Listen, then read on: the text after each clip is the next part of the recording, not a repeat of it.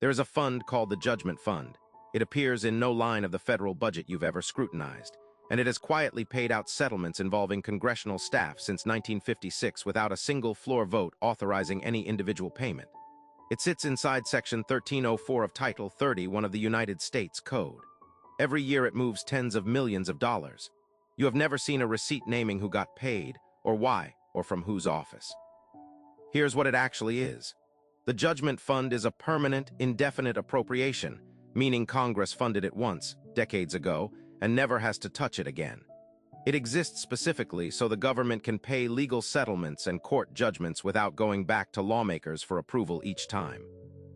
That includes payouts tied to workplace disputes on Capitol Hill, harassment claims, discrimination claims, wrongful termination, settled quietly, funded by the Treasury, not by the budget of the congressional office where the conduct happened. No member's name gets attached to the withdrawal.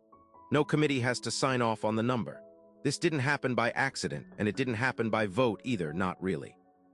Congress created the Judgment Fund in 1956 as a bookkeeping convenience, a way to stop settlements from clogging up the appropriations process.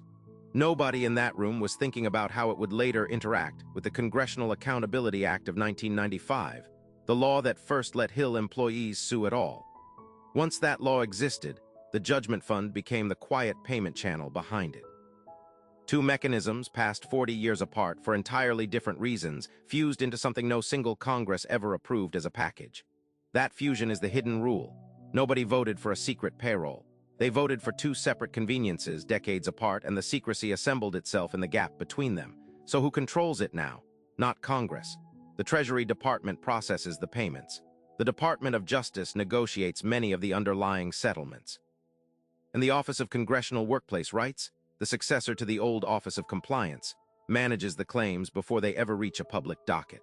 That's three executive-adjacent bodies sitting between a congressional employee's complaint and a taxpayer-funded check, and not one of them answers to a voter. The member of Congress whose office generated the claim often isn't even required to reimburse the fund. For years, they weren't required to disclose the payout publicly at all. Here is the part that should actually worry you.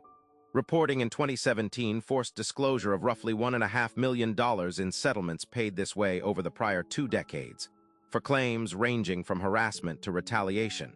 And even then, most individual case files stayed sealed. A staffer could be paid off, sign a non-disclosure agreement, and vanish from the public record entirely, while the member involved kept their seat, their office budget untouched, their name unlisted anywhere near the transaction. The 2018 reform that followed required some later public reporting of settlement totals, but it changed nothing about how the fund itself operates and nothing about payments made before the law passed.